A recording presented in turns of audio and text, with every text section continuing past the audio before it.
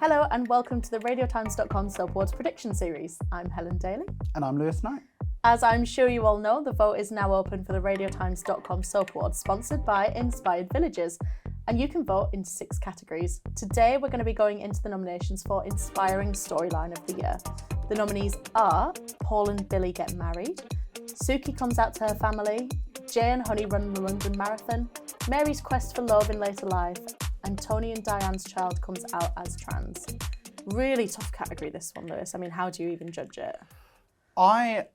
This is, I think, possibly my personal favourite category because I think soaps often get so much attention for the drama, but I think often soaps are such an agent for change. And I think all of these moments and these storylines have built on inspiring, but also like drawing attention to issues as well. Yeah. But they have made something powerful and constructive out of it. It's not just kind of like we're gonna, sit in the doom and gloom of it. We are going to try and tell a story that will inspire others and uplift people as well, even if they are dealing with quite serious issues. And soaps are really representative of all sectors of community. Which I think these nominees all definitely do, and also help to bring humanity to some quite big issues as well. Totally. Let's start with Hollyoaks, a huge storyline for Tony and Diane. Yeah, and I think the kind of the discussion of trans issues in the media has become very dark and toxic, but I think what soap does brilliantly is remind us that there are always human beings at the centre of these stories, and I think this storyline has really just helped to capture the kind of the emotions that kind of parents and children will go through when dealing with trans issues, and again, like how this reverberates across loved ones and across family and across community, and the reactions. These are all things that soaps do so well, I think, and this is an example of a soap really building on that and kind of weathering any kind of like feedback and criticism and really helping to tackle a hard-hitting story that is, again, about people at its heart. And yeah, having Ro, Tony and Diane at the centre of it all, characters that we've known and loved for years, I think really important to show this very, very important storyline. Yeah, to show how kind of critical it is and how these are issues that affect everyone, and they would affect people that you know and love, people that you live down the street from. Like, these are things that happen to people. They aren't just kind of things you read about in the newspapers, like as issues, or they're just kind of brought in as, kind of to be representative of an issue. This is how it's affecting mainstays in the cast. Absolutely.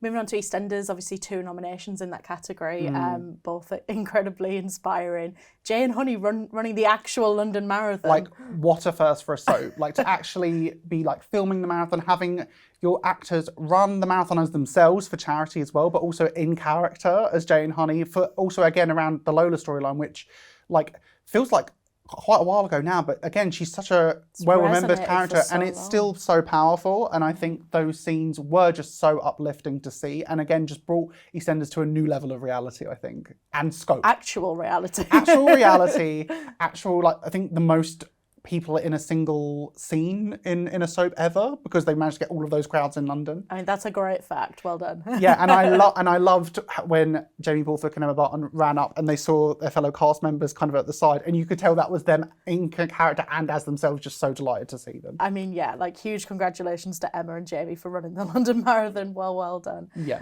In character, out of character. What a feat. All of it. Yeah. Yeah, amazing. And then we've got the other storyline as well for EastEnders with Suki. Now, Suki has been such a modern icon for EastEnders. I think she's so beloved already. But I think her most gratifying journey since arriving has been, the slow and steady journey to accept her sexuality and to feel comfortable coming out to her family, which I think, again, provided a bit of humour and lightheartedness, but also really touching scenes, I think. Especially, I particularly loved when she came out to Nugget, her step-grandson. That was just very sweet, very endearing, but again, very real. Absolutely. And, I think it's safe to say that the public has really taken Bal and her portrayal of Suki under their wing. That's just testament to the storyline, to the issues raised within it. It's seeing yourself on screen, right? Yeah, exactly. And what a family as well with the Panasars, Galatis, like fantastic. I think everybody's excited to see where the stories go next. But I think Suki is the matriarch of that family. She really is the anchor. And I think the fact that it was her coming out to her family just made it all the more impactful. So yes, props to Suki for coming out and props to Bal and the team.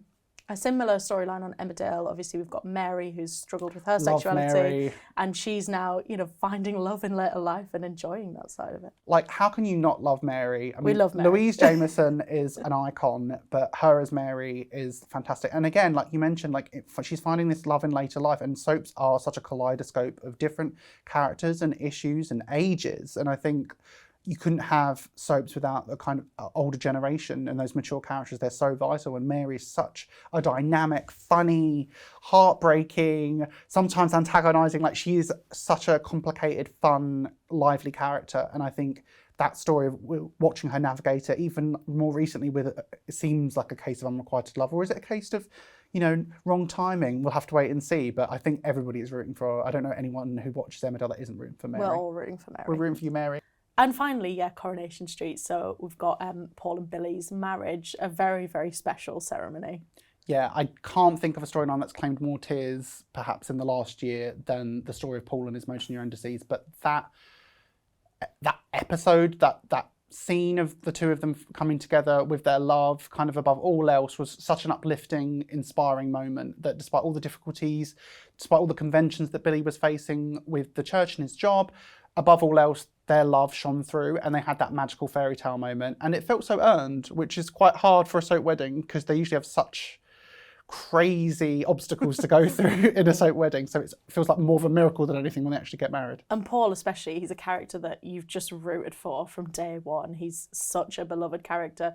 To see him get, a happy ending with Billy is really, really special. Yeah, and Peter Ash and Daniel Brocklebank have such great chemistry together, like so sweet, so believable, and like again they had such that long road, like you said, like to get together. They've had the troubles with Todd, like everything has like been thrown at them, but like to come through it amid such hardship is all the more inspiring, I think. Absolutely.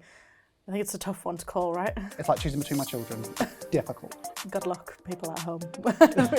So the vote is open until the 10th of June. So still plenty of time to get your votes in. Make sure your favourite wins by visiting radiotimes.com/soap awards right now.